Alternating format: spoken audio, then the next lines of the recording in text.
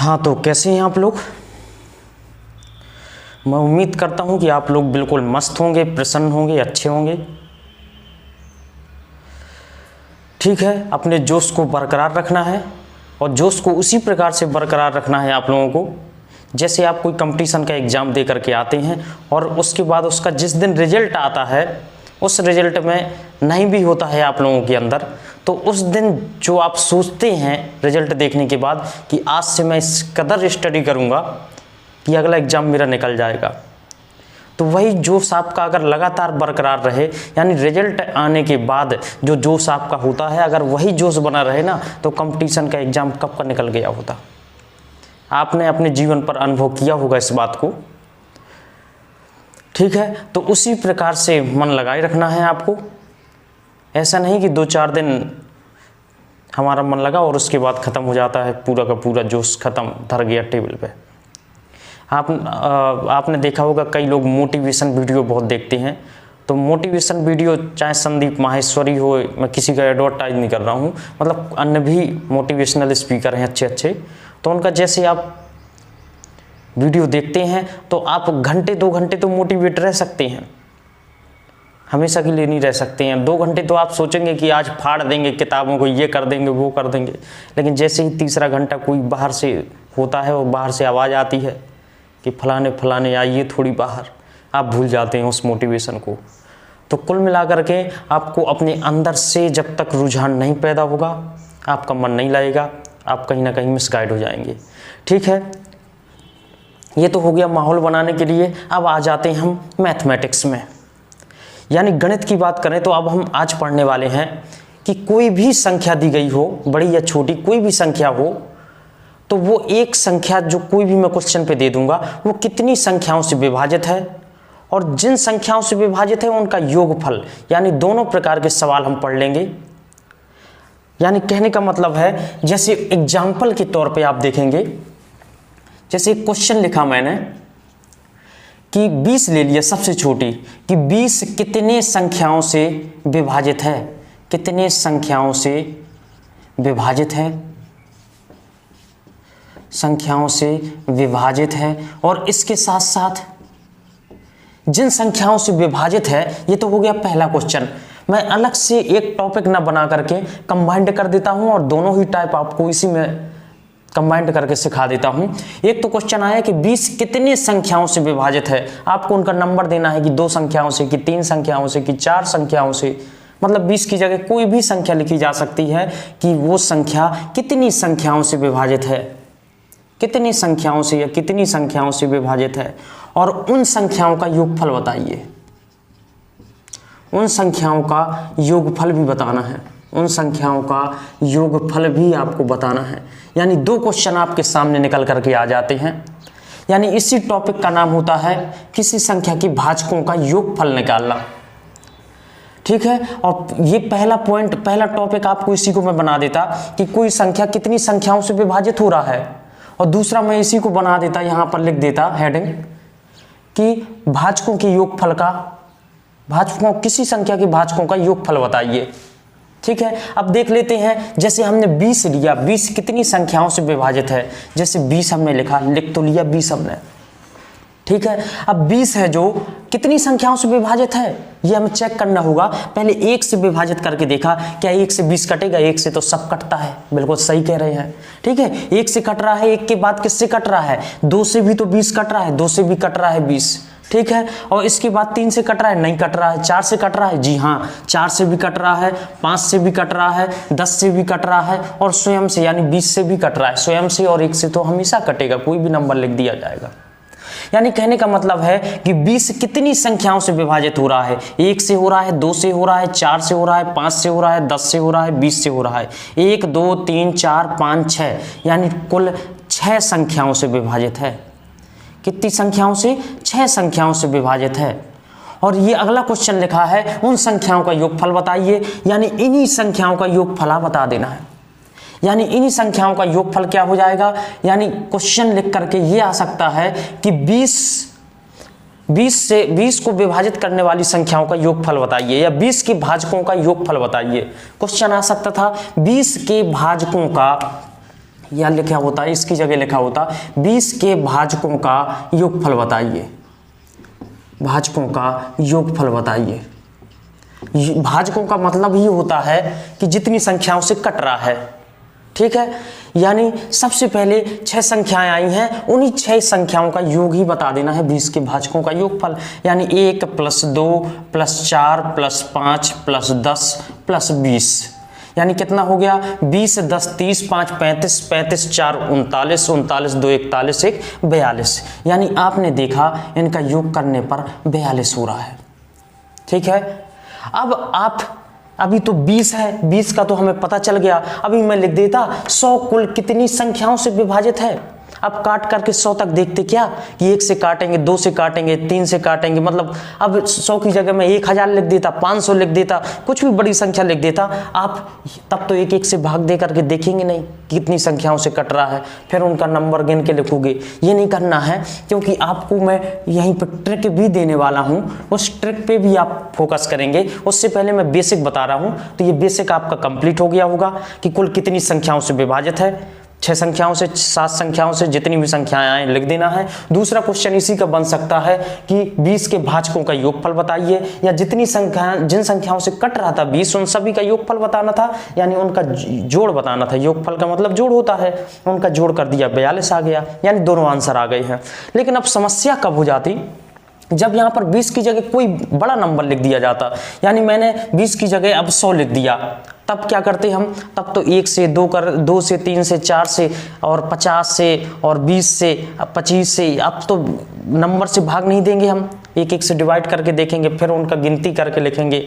इससे, इसी समस्या से बचने के लिए, क्योंकि अभी तो 100 लिखा है, 100 से निकाल भी सकते हैं आप, बहुत एक्सपर्ट हैं, बहुत तेज हैं, तो ठीक है। अगर 1000 लिख देते, 500 लिख देते, कुल मिलाकर के कुछ भी संख्या लिख देते बड़ी, तो आप कुछ समस्या हो जाती। क्योंकि जब तक आप इसको सॉल्व करते और नंबर गिनते और उनका फिर योग करते, योगफल अगर पूछा गया होता, तब तक आपका पेपर का टाइम ओवर हो जाता। यानी यही 2 क्वेश्चन सॉल्व कर पाते आप पूरे के पूरे 1 घंटा में, ठीक है। इन समस्याओं से बचने के लिए मैं आपको ट्रिक भी बता रहा हूँ, इस पर फोकस ही करना है आज आपको। अब देखो ये है 20। अब ट्रिक से कैसे पता करेंगे, सबसे पहले हम जो संख्या दी रहेगी कुल कितनी संख्याओं से विभाजित है, ये ज्ञात करने के लिए सबसे पहले 20 का हम निकालेंगे गुणनखंड। जो भी संख्या दिया गया हो उसका भी हम क्या निकालेंगे, गुणनखंड निकालेंगे। अब 20 का गुणनखंड निकाला, 2 से कट रहा है 2, 2 दूनी 4, 4 पंचे 20। यानी मैं कह सकता हूं कि 2 की घाते 2 गुणे 5 की घाते 1 हो जाएगा हमारा। आपने गुणनखंड कर लिया। अब क्या करना है, अब घातों पे देखना है। 2 अलग अलग संख्याएं हैं ना, ठीक है, 2 अलग अलग संख्या हैं, तो यहाँ पे देख लो, यहाँ पे घात पे जो लिखा रहता है उस पे +1 करके लिख दिया जाता है। अब 2 की घात 2 है, कुल मिला के आधार अंक से अभी आपको इसमें नंबर ही, कुल मिला के आधार से मतलब नहीं है, आपको घात पे फोकस करना है। घात पे 1 जोड़ के लिखना है, 2 1 3 हो जाएगा, 1 1 + 1 2 हो जाएगा, 3 दूनी कितनी संख्याएं हैं, 6 संख्याओं से विभाजित हो रहा है, हमें पता चल गया।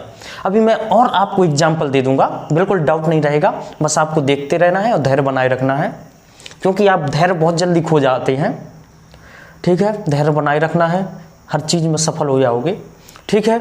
अब यहां पर अगर योगफल ज्ञात करना है, योगफल ज्ञात करना है, तो यहां पे देखो, अब इनका जोड़ कर दिया था मैंने, 42 आता। अब योगफल के लिए यहाँ पे सबसे पहले इतना तो करना ही है, गुणनखंड तो निकालना है। 20 का गुणनखंड हमने निकाला, 2 की घाते 2 गुणे हो जाएगा 5, 5 की घाते 1। अब इसका एक सूत्र होता है, सूत्र भर याद रखना है आपको, a की घाते p + 1 - 1 बटे a - 1। कुल मिलाकर के ये आपको याद रखना है। भाजकों का योगफल निकालने का सूत्र ये होता है, लिख सकते हैं भाजकों का योगफल बराबर a की घाते p + 1 - 1 बटे a - 1। a से मतलब हो जाएगा आधार अंकों से और p से मतलब हो जाएगा घात अंकों से। अब देखो इनका योगफल कितना आया था, पहले इसके लिए निकालते, बीच में गुणा है तो गुणा लिखे रहेंगे, फिर इसके लिए निकाल लेंगे, सूत्र लेकिन यही रहेगा। यहाँ पे देखो पहले वाले पे लगाते हैं, 2 की घाते p + 1, यहाँ घात पे 2 है ना, 2 p की जगह 2 रख दो और a की जगह 2 रख दो, क्योंकि 2 घात पे भी 2 है, आधार पे भी 2 है हमारा। तो 2 की घाते 3 - 1 बटे 2 - 1। अब यहाँ पर 5 की घाते 1 है तो 5 लिखा, आधार लिखा, फिर p पी घात जो लिखा है 1 लिखा है, 1 + 1 2 हो जाएगा, -1/5 -1 हो जाएगा। अब इसको आपको सॉल्व कर लेना है और आंसर दे देना है। वही भाजकों के योगफल का सूत्र हो जाएगा। ये था सूत्र, और उस सूत्र पे अगर हम इसको रखेंगे, बीच में जो चिन्ह रहेगा चिन्ह लगाते रहना है, जितने भी स्टेप तक जाएगा। सिंगल स्टेप तक रहे तो एक स्टेप में निकाल देना है। कुल मिला के सूत्र फॉर्मूला आपका यही रहेगा। यहाँ पे देखो 2 की घाते 3 का मतलब 8, 8 से 1 गया 7, और 7 2 से 1 गया, नीचे भी बचा, यानी 7 तो यहाँ बच गया, गुणा। अब यहाँ पे देखो 5 25 में से 1 गया 24, और 5 में से 1 गया 4, 4 से 24 को काटा 6 आया, और 7 6 42। आपने देखा वही आ गया 42, ये आ गया 42, और यहाँ पर आ गया 6। ठीक है, मैं उम्मीद करता हूँ कि ये आपको समझ में आ गया होगा। अगर ये समझ में आ गया होगा तो अगला क्वेश्चन आप लगा सकते हैं। मैं एक और एग्जाम्पल दे रहा हूँ आपको। यहाँ पर 20 को निकाला है हमने, अब 20 के बाद और निकाल लेते हैं। 20 के अलावा मैं कुछ भी दे देता हूँ। अब 20 के अलावा इस बार मैं कोई छोटी संख्या 125 लिख देता हूँ। 125 कुल कितनी संख्याओं से विभाजित है, उन सभी संख्याओं का योगफल बताइए। यहाँ पर या इसकी जगह क्वेश्चन लिखा होता 125 के सभी भाजकों का योगफल बताइए, सभी भाजकों का योगफल बताइए, या तो ये दिया होता है इसकी जगह, आपको दिख रहा होगा। ठीक है, तो इसको देख लीजिए गौर से। अब निकाल लेते हैं इसको। सबसे पहले तो मैंने क्या कहा था, आपको डिवाइड करके नहीं देखना है, सीधे सीधे सॉल्व करना है। सबसे पहले कुल कितनी संख्याओं से कट रहा है ये चेक कर लेते हैं। 125 निकाला, 125 का वैसे भी गुणनखंड करोगे तो 5 × 5 × 5 यानी 5 की घाते 3 आने वाला है।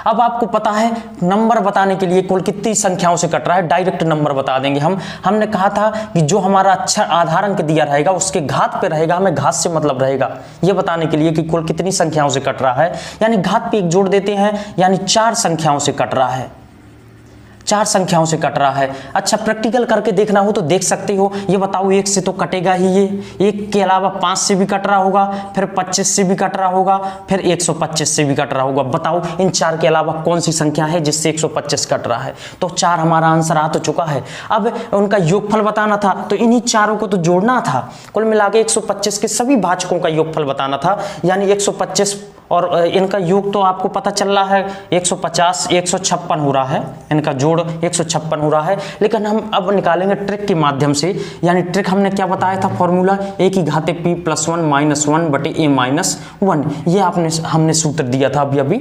इस पे देखते हैं, इसका गुणनखंड करना है, 5 की घाते 3 आ गया, इस पे अप्लाई कर देना है सूत्र पे, अपने आप भाजकों का योगफल का सूत्र अप्लाई करके निकाल देना है। यहाँ पे आधार अंक 5 दिख रहा है, 5 लिख लिया। यहाँ पे देखो p यानी घात अंक दिख रहा है 3, 3 1 4, 5 की घाते 4 - 1 और 5 - 1, क्योंकि a होता है आधार अंक 5 - 1, सूत्र पे हमने डिपेंडेंट कर लिया। अब इसके बाद 5 की घाते 4 का मतलब होता है 625, 5 25 5 125 5 625, 625 में से 1 गया 624 बचागा, और 5 से 1 गया 4 बचेगा, 4 से आप काट लीजिए। 4 से आप जैसे ही काटेंगे 156 आ जाएगा, 4 एकम 4 हो जाएगा, 2 बचा 4, 4 पंचे 20 हो गया, फिर 2 बचा 4 6 24, 156 आ गया। वही आंसर तो आ रहा है सेम। ठीक है, अब आप पूरी कहानी समझ चुके होंगे और थोड़ा बड़ा ले जाते हैं। इस बार हमने क्या दे दिया, इस बार हमने दे दिया 125 की जगह हमने दे दिया 100 दे दिया। इस बार हमने 100 दे दिया। 100 कुल कितनी संख्याओं से विभाजित है, आपको पहले ही सॉल्व कर लेना है, आपको सॉल्व कर लेना है, इसके बाद मैं लगाता हूं। अब आपको डायरेक्ट ट्रिक के माध्यम से ही निकालना है। यहां पर 125 की जगह हमने मात्र 100 किया है। 100 के सभी भाजकों का योगफल भी बताना है, और 100 कुल कितनी संख्याओं से विभाजित है या कटता है कुल कितनी संख्याओं से, ये भी बताना है। सबसे पहले तो हम निकालते हैं 100 के गुणनखंड। 100 के गुणनखंड निकालेंगे हम, 25 चौको 100 होता है, यानी 2 की घाते 2 × 5 की घाते 2, यही तो होता है 100। हमने बताया कुल कितनी संख्याओं से कट रहा है, हमें घात पे देखना है, घात पे 1 बढ़ा के लिख देना है। यहाँ पे आधार अंकों से मतलब नहीं है कुल कितनी संख्याओं से कट रहा है, हमने पहले ही कहा था, यानी 2 1 3 गुणे यहाँ 5 की घात में 2 है ना, घात पे 1 जोड़कर बढ़ा के लिख देना है, 2 1 3, 3 तरह का 9 संख्याओं से कट रहा है। आप प्रैक्टिकल कर सकते हैं अपने हिसाब से, 9 ही संख्याएं वो आने वाली हैं जो 100 को काटेंगी, 9 संख्याएं आ जाएंगी। अब योगफल की बात आ जाएगी तो ये तो करना ही था हमें। अब यहाँ पे सूत्र भर लगा देना था, a की घाते p + 1 - 1 बटे a - 1, ये सूत्र हमें लगाना था। आधार अंक पहले दोनों पे अलग अलग लगाना है, बीच में गुणा है तो गुणा लगा रहेगा, तो इस सूत्र पे बना लेते हैं दोनों को। अब यहाँ पे देखो आधार अंक 2 है, यहाँ पर 2 की घाते 1 जोड़ना है, 2 की घाते 3, 2 की घाते 3 - 1, 2 - 1 हो जाएगा। अब इस पे लगाना है ये वाला फॉर्मूला, यानी 5 की घाते 3 - 1 बटे 5 - 1 हो जाएगा। अब आपने निकाला, 8 में से 1 गया 7 हो जाएगा यहाँ पर, और 125, 5 का क्यूब 125 होता है, 1 गया 124 बटे 4 हो जाएगा, 124 ऊपर आ जाएगा और यहाँ पर 4 बचेगा, 4 तिया 12, 4 एकम 4, यानी 7 एकम 7, 7 तिया 21, यानी 217 हो जाएगा इसका आंसर, यानी भाजकों का योगफल आ गया 217। आपको सीधे सीधे ट्रिक सॉल्व करना है, इसलिए ये ट्रिक से निकालना है, क्योंकि अभी हम दे देते 100 का भी आप निकाल सकते हैं, हम मानते हैं, लेकिन अब मैं थोड़ा सा बड़ा दे देता हूँ क्वेश्चन को। 100 की जगह इस बार मैं लिख देता हूँ, अब मैं लिख देता हूँ यहाँ पर 1080, यानी मैंने लिख दिया है कि 1080 कितनी संख्याओं से विभाजित है, और जिन संख्याओं से विभाजित है उनका योगफल भी बताना है, यानी उन सभी संख्याओं का योगफल बताना है। या इसी को लिखा जा सकता है क्वेश्चन को, 1080 के सभी भाजकों का योगफल बताइए। आपको दोनों क्वेश्चन बनते हैं, आपको पहले सॉल्व करके आंसर निकाल लेना है। आपको ट्राई करना है कि आप सीख चुके हैं या नहीं सीख चुके हैं, ठीक है। तो इस प्रकार से आप निकाल लीजिए और देखते हैं आप सही करते हैं कि नहीं। ठीक है, निकालते हैं। अब हम क्या आया होगा आपका आंसर देख लेते हैं। सबसे पहले तो 1080 का आपको गुणनखंड करना है, यानी 1080 का जब आप गुणनखंड करेंगे तो निकालिए इसका गुणनखंड। 2 2 2 कितने बार कटेगा, 2 की घाते 3 और 3 की घाते 3 गुणे 5 की घाते 1 हो जाएगा। 3 तरह का 9 या 27 8 8 7 56 हो जाएगा, 8 दूनी 16 5 21 हो जाएगा, गुणा 5 किया 6 पंचे 30 हो जाएगा, 5 एकम 5 3 8 5 दूनी 10, यानी 1080 आ गया। आपने देखा कुल मिलाकर के 1080 का जब आप गुणनखंड करेंगे तो यही आपका आने वाला है। इसको मैं मिटा देता हूँ, आप अपनी कॉपी पे निकाल सकते हैं गुणनखंड, ये बनना चाहिए आपको। अब क्या करना है आपको, अब सबसे पहले तो निकालना है कि 1080 कुल कितनी संख्याओं से विभाजित है, उनका नंबर बताना है। 2 से विभाजित है कि 3 से कि 10 से कि 20 से कि कितनी संख्याओं से विभाजित है। अब आप चाहे कर भी नहीं निकाल सकते हैं। कहाँ तक आप डिवाइड कर करके देखेंगे, 1080 तक के नंबर डिवाइड करके देखेंगे क्या, नहीं। कुल मिलाकर के अब आपको निकालना है गुणनखंड के माध्यम से, यानी देखो इसकी घात में 3 दिया है, 3 1 4 लिख दिया, गुणे इसकी घात में 3 दिया है, 3 1 4 लिख दिया, 1 बढ़ा करके। 5 की घाते 1 दिख रहा है, घात पे 1 बढ़ा करके लिख दिया, बस इनका गुणा करके निकाल देना है। 4 चौको 16 दूनी 32 आ चुका है, यानी 32 संख्याओं से विभाजित है। अब आप कहाँ तक निकालते, आपको डायरेक्ट पता चल गया 32 संख्याओं से विभाजित है, टिक करके आगे निकल लेना है। और 1080 के सभी भाजकों का जो ये 32 संख्याएं हैं उनका योगफल बताना है। अब आपको संख्याएं ही नहीं निकालनी है तो 32 संख्याओं को जोड़ के कैसे बताएंगे। अब आपको 1080 का पहले तो गुणनखंड करना होगा, इसमें भी 2 की घाते 3 गुणे 3 की घाते 3 गुणे 5 की घाते 1 आ गया। सूत्र आपको बताया था a की घाते p + 1 - 1 बटे a - 1, यानी आपका फॉर्मूला यही रहेगा। अब तीनों पे अलग अलग कंडीशन लगा देना है, यानी आपको पता है कि आधार अंक यहाँ पर 2 दिख रहा है, 2 और 3 1 4, क्यों कुल मिलाकर के p + 1 यानी घात का जो नंबर है उस पर +1 हो रहा है, फिर आगे -1 बटे -1 हो रहा है। a का मतलब आधार अंक है, ये आपको मैं बता चुका हूँ। 2 की घाते 4 -1 बटे 2 -1, ये पहला स्टेप ने पट गया, बीच में गुणा है, गुणा लगा दिया। 3 की घाते 4 -1 बटे 3 -1, ये दूसरा स्टेप आपको निकल गया। और तीसरा स्टेप हो जाएगा 5 की घाते 2 -1 बटे 5 -1। इसको आप सॉल्व कर लीजिए और आंसर दे देना है, आगे आप सॉल्व कर सकते हैं इसको। कुल मिलाकर के सूत्र आपका यही निकल रहा है, आगे आप सॉल्व कर लेना इसको। ठीक है, कुल मिलाकर के ये 2 ट्रिक आपको पता ना होती तो ये निकालने में आपको बड़ी समस्या हो जाती। अभी एक और बहुत हाईलाइट क्वेश्चन है जो कई बार रिपीट हो गया है, उसको भी आपको देखना चाहिए। इस बार मैं 1080 की जगह लिख देता हूं, 1080 की जगह इस बार मैं लिख देता हूं 1001 लिख देता हूं,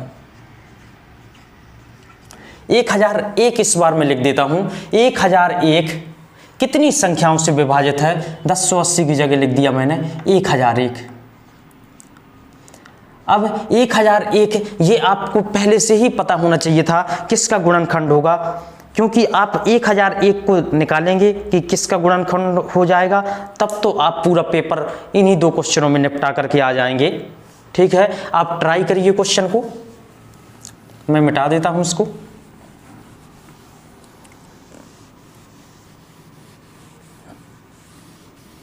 यानी दोनों आप मेथड सीख चुके हैं। यानी इस बार मैं देख लेता हूं 1001 कितनी संख्याओं से विभाजित है। सबसे पहले तो हमें शॉर्ट ट्रिक यूज करना है, 1001 के गुणनखंड करना है। 1001 का गुणनखंड फिक्स होता है, आपको पता होना चाहिए। आज के बाद आपको गुणनखंड नहीं करना है, नहीं तो काफ़ी टाइम आपका वेस्ट होने वाला है। यानी 7 गुणे 11 गुणे 13 ये होता है 1001 का गुणनखंड। यानी सबकी घात में 1 है, यानी पता है घात से मतलब है ना हमें कुल कितनी संख्याओं से कट रहा है, कितनी संख्याओं से विभाजित है, इसके लिए केवल घात से मतलब होता है। घात पे तीनों की 1-1 है, यानी 1-1 बढ़ा करके लिखना है। इससे 2 निकल के आएगा, 1 + 1 2 निकल करके आएगा, 1 + 1 2 निकल करके आएगा, यानी 8 संख्याओं से विभाजित है। यानी 1 से लेकर के 1001 तक देखा जाए डिवाइड करके पहले तो 8 संख्याएं निकल के आएंगी। जैसे 1001 को पहले 1 से किया, फिर 2 से किया, फिर 3 से किया, इसी प्रकार 1001 तक आप डिवाइड करेंगे तो 8 संख्या ही आपको प्राप्त होंगी। ये संभव नहीं है कि आप 1-1 संख्या से भाग करके उन संख्याओं का नंबर निकालें। तो आप समझ चुके होंगे इसका आंसर 8 आ रहा है। अब 1001 के सभी भाजकों का योगफल बताइए। जो ये 8 नंबर हैं उनका योगफल भी अब बताना है, तो इसमें भी सूत्र यूज करना पड़ेगा। यानी 1001 का हम समझ गए हैं 7 की पावर 1 गुणे 11 की पावर 1 गुणे 13 की पावर 1 हो जाएगा। यानी तीनों पे सूत्र लगेगा अलग अलग। सूत्र क्या रहेगा? a की घात p + 1 - 1, a की घात में p + 1 - 1 बटे a - 1। इसी सूत्र को तीनों अलग अलग अप्लाई कर देना है और आंसर निकाल देना है। इसको निकाल करके आपको ट्राई कर लेना है। ठीक है, कुल मिलाकर के मैं लिख देता हूं, सॉल्व आप आगे कर लेंगे। पहले इसको सूत्र लगाया तो 7 की घातें p + 1 यानी घात पे तो 1 दिया है, 1 + 2, 7 की घातें 2 - 1 बटे 7 - 1 हो जाएगा। फिर इस पे आ जाओ 11 की पावर 1 यानी 11 की घातें 2 - 1 बटे 11 - 1 हो जाएगा, गुणे 13 की घातें 2 - 1 बटे 13 - 1 हो जाएगा। कुल मिलाकर के इसको आपको सॉल्व करके गुणा करके जो भी आंसर आए आप टिक कर देंगे। ठीक है, अब ये हो गया। अब इससे भी बड़ा यदि क्वेश्चन आता, ठीक है, लास्ट क्वेश्चन आप देख लीजिए, एक और लास्ट कर लीजिए ताकि बिल्कुल भी आपके मन में शंका न रह जाए। आपको पहले से निकाल लेना है। 1001 की जगह मैंने लिख दिया आप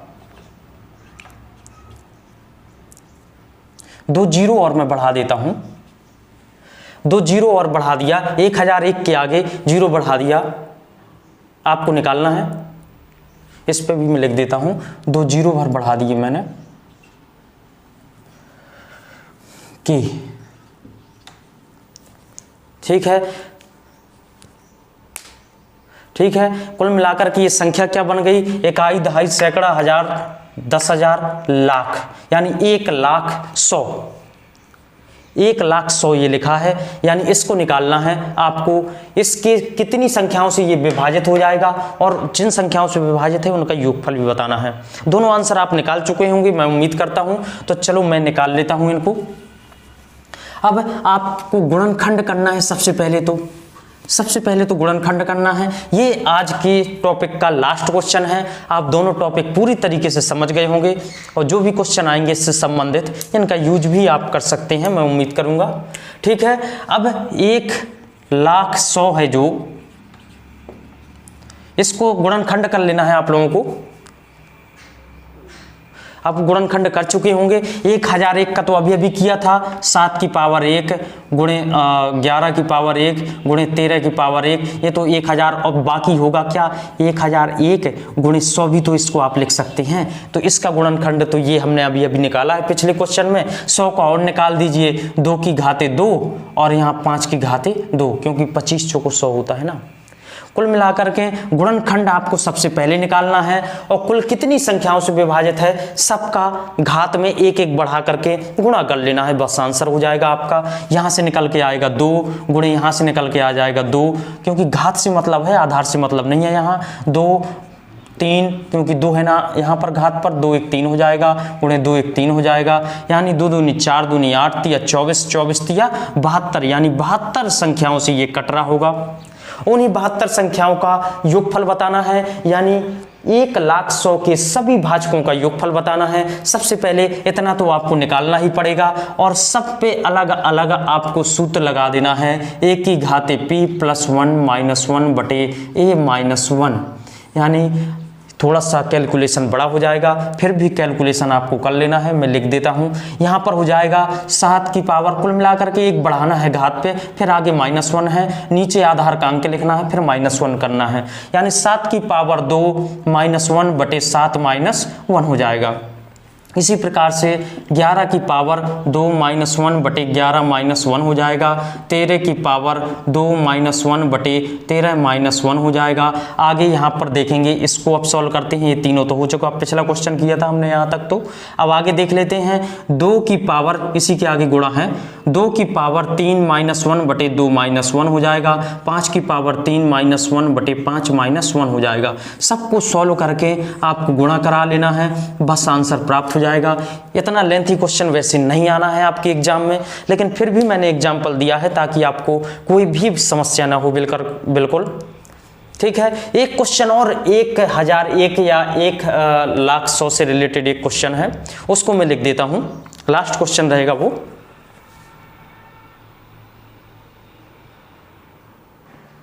क्वेश्चन आपके बोर्ड पर लिख दिया गया है, आपको दिख रहा होगा। क्वेश्चन में पढ़ देता हूं।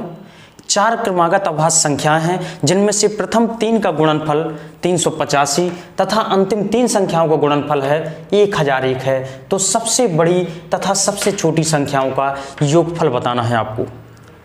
ठीक है, सबसे पहले मैं कह रहा हूं 4 संख्याएं हमने मान लिया भाज्य, चारों क्रमागत अभाज्य संख्याएं हैं। एक तो हो जाएगा A B C D, मैंने मान ली चारों अभाज्य क्रमागत संख्याएं ये हैं। तो क्या कह रहा है फिर, जिनमें से प्रथम तीन कौन है, A गुणे B गुणे C, यानी प्रथम 3 अभाज्य संख्याओं का गुणनफल कितना है, 385 है। अब आप जब 385 का गुणनखंड करेंगे, इसका फिक्स होता है गुणनखंड, इस पे आपको टाइम नहीं लगना चाहिए, क्योंकि ये क्वेश्चन कई बार रिपीट हुआ है, इसलिए पता होना चाहिए। 5 गुणे 7 गुणे कितना हो जाएगा, 11। 5 गुणे 7 गुणे 11 फिक्स होता है। 11 7 77, 5 385 होता है। और क्या कह रहा है क्वेश्चन अभी, कि अंतिम 3 संख्याएं कौन है, B C D हैं। अंतिम 3 संख्याएं हैं B गुणे C गुणे D है, जिसका गुणनफल 1001 दिया गया है। अब इसका आप गुणनखंड करेंगे तो फिक्स होता है, अभी पिछले क्वेश्चनों पे आपने देखा 7 गुणे 11 गुणे 13 होता है।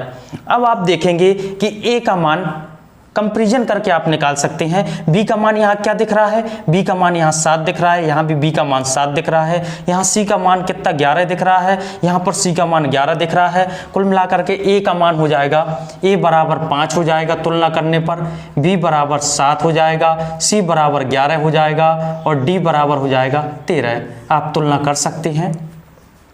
अब क्वेश्चन क्या कह रहा है, क्वेश्चन कह रहा है तो सबसे बड़ी तथा सबसे छोटी संख्याओं का योगफल बताना है। सबसे बड़ी संख्या क्या दिख रही है आपको, 13 दिख रही है, सबसे छोटी 5 दिख रही है, यानी A सबसे छोटी संख्या है, D सबसे बड़ी संख्या है, यानी 5 + 13 आपका आंसर हो जाएगा 18 इसका आंसर होगा। मैं उम्मीद करता हूँ कि आज आपको क्लास पसंद आई, ये वाला लेक्चर आपको पसंद आया होगा।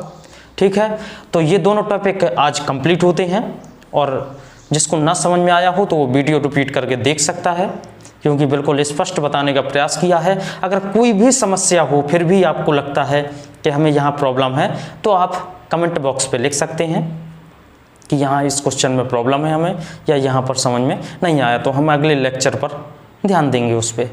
या रिपीट कर देंगे उसको। ठीक है, तो आज के लिए पर्याप्त है इतना।